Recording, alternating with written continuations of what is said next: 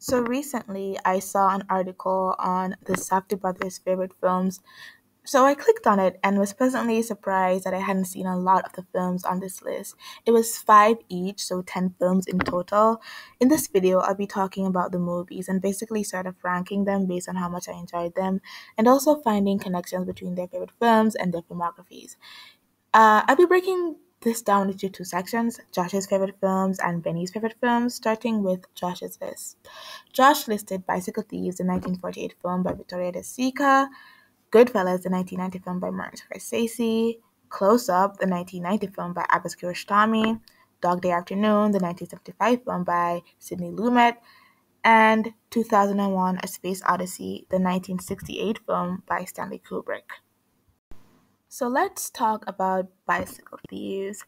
This film is set in post World War Rome, where times are very difficult and getting work is hard. So when the main character gets this job opening, we're happy for him, and we also get stressed because we know that you have to have a bike to do this job, and he doesn't have a bike, and we see him and his family sacrifice some of their very sentimental belongings to get the money to buy this bike. And when he gets that bike, we're like, yup. So the emotional distress that we as the audience go through with the main character when the conflict arises is just so visceral because we see how tough life can be, and it's not always fair. This movie is amazing and it's a beautiful, timeless film, really. I definitely see parallels with the story arc and with how the Safdies kind of have their main characters not have happy endings and things aren't really wrapped up with a pretty bow. Much like real life, things are left with this air of uncertainty. And I feel like this film is just like a must watch. Goodfellas, the 1990 film by Martin Scorsese that you probably know from this quote, As far back as I can remember, I always wanted to be a gangster. was based on a real story and was so much fun to watch. Like, I enjoyed it a lot. And when I was watching it, all I could think about was how much it reminded me of Scorsese's later work, The Wolf of Wall Street, which was also based on a real story. This story tracks a young man with high ambitions who becomes a part of a mob, and we get to see his rise and inevitable fall. A scene that really stood out to me was the plane paranoia scene. It was masterfully done, in my opinion. The acting, the direction, and how it all came full circle was just amazing. So this is a film that I would definitely recommend, and yeah, it's amazing. Close Up was sort of this mock documentary about a real life event where a man impersonates a director and essentially tricks a family into believing he is that director. What sets this apart from a lot of other documentaries is that the retelling of the story is acted out by the same people who went through these events. The family that was scammed is played by that said family, and the scammer plays the scammer in this documentary. And what we get is this very meta reality blurring movie, which at its essence is really a love letter to art and the art form of film. Both Josh and Benny have documentaries listed in their favorite films, and I feel like that element of realism is present in their filmographies. The films have a sense of being very grounded in reality while also having this sort of larger than life element to them. A lot of the films they listed have that quality, and this is a very good example of that. I definitely would recommend watching this film. Dog Day Afternoon, the 1975 film by Sidney Lumet, is one of the only films on this list that I had watched prior. It's actually one of my favorite films ever, so I was happy when I saw it on the list. Dog Day Afternoon tells the tale of a bank robbery gone wrong in a way that I have never seen before. It's a very unique take on the heist subgenre and arguably one of the best heist films of all time. It's a really good film, and I definitely recommend watching it. 2001: A Space Odyssey, the 1968 film by Stanley Kubrick, that's often hailed as one of the greatest films ever made. was okay. Before the film bros stoned me, I do think it was a cool movie. Like visually, it was extremely stunning, and when the characters were interacting, I was genuinely engaged. But to me, it felt more like, hey, here are some really pretty pictures rather than here is a story. And I know a lot of people will disagree with this take, but like, it's just how I feel. And I definitely do think it was very innovative and ahead of its time, and I did enjoy watching it, but I didn't love it. One interesting parallel I drew, which may be me just talking out of my ass, but the ending scene where it has this enthralling kaleidoscope of colors reminded me a lot of the scene in Uncut Gems where the camera sort of goes into the gem and we get this very like dreamy sequence of like inside the gem. Yeah, that was really cool, and I don't know if it was inspired by that, but that was something. So yeah, definitely watch this though. It's like a really it's a classic and you might learn something from it. I don't know, but yeah. Benny listed Nashville, the 1975 film by Robert Altman. A Man Escaped, the 1956 film by Robert Bresson. Milestones, the 1975 film by Robert Kramer and John Douglas. City Lights, the 1931 film by Charlie Chaplin, and French Connection, the 1971 film by William Friedkin. Nashville, the 1975 film by Robert Altman, was nothing short of entertaining. It was a joy to watch. The cast was incredibly talented, the story was very engaging, and I really liked the music. I also love the way the intertwining stories were shot and how they connected and flowed really nicely.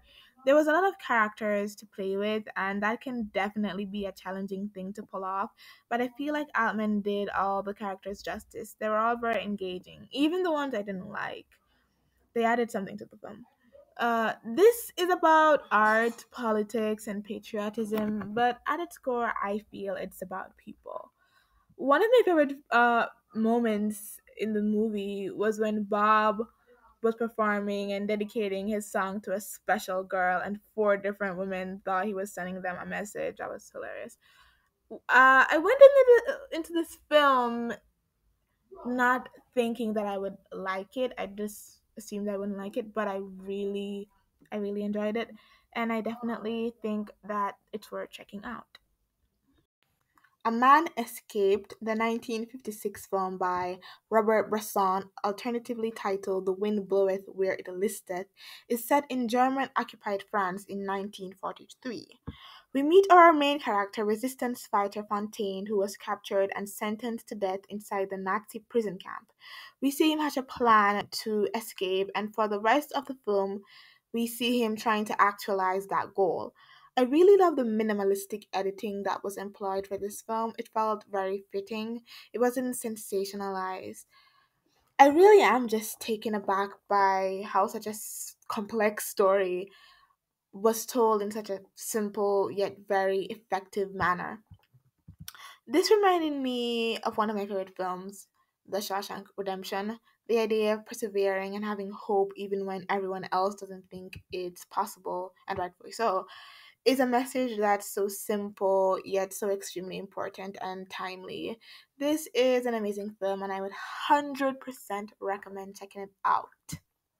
Milestones, the 1975 fiction documentary by Robert Kramer and John Douglas, explores radical solutions to the problems plaguing the United States in the 60s and 70s. The film tackles a myriad of socio-political issues like classism, racial discrimination, etc.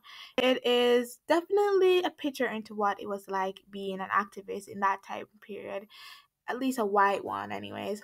The film is definitely very long and feels even longer than its 3 hour and 25-minute runtime. I watched it in two sittings, and I would have to probably rewatch it to fully get it. It's definitely a very art house film.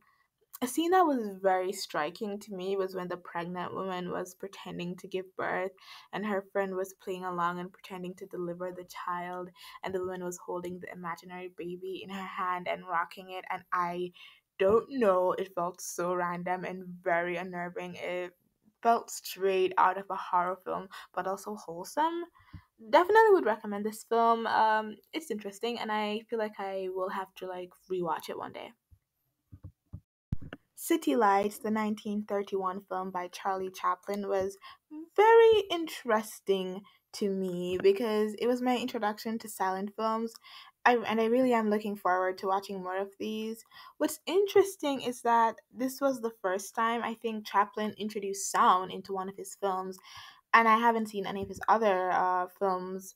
But I do think it was very well done, although there was no dialogue, there's no spoken dialogue. It was very engaging, a lot more engaging than I thought it would be. The only reference I have to compare it with is Tom and Jerry, which has that same slapstick comedic style. I'm gonna assume they were inspired by Chaplin and other films like this one.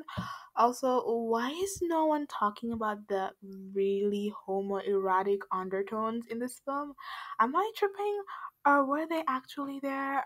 Anyways, this film is definitely something I think everyone should check out, especially if like you do animation, because like I feel like this is very similar to like those student films like the animation majors do, like the first year film where it's no dialogue, you just kind of tell a story in that way.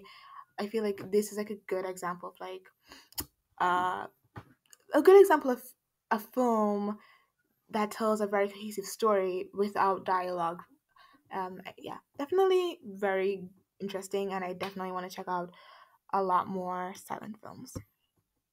The French Connection is a 1971 film by William Friedkin. What's so interesting about it to me was that at the beginning, or at the first part of the film, I was super disengaged with it. But as the story progressed, I became really interested and invested in where it would go, and I really liked the direction it took.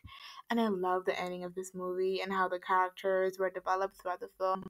A scene that I really, really loved was when Elaine figured out Detective Doyle was tailing him and how he subtly like outsmarted him. It very much reminded me of a Tom and Jerry type chase, and how that scene came back full circle was fucking hilarious. But yeah, it was amazing. We need to talk about the assassination slash train sequence though, because that was intense, and it had at least seven like fatal casualties. Like these guys were running around shooting shit up like it was GTA or something. Like it was, oh my god, it was intense. Definitely, it was. I definitely liked it. I didn't like it at first, but now I really love it, and I would recommend it. If you made it this far into the video, maybe leave a like and subscribe. Also, comment down below what your favorite film out of all the films listed is, and which director you'd want me to do something like this for in the future. So yeah, bye. Can't wait for this to be, this to be, this to be over.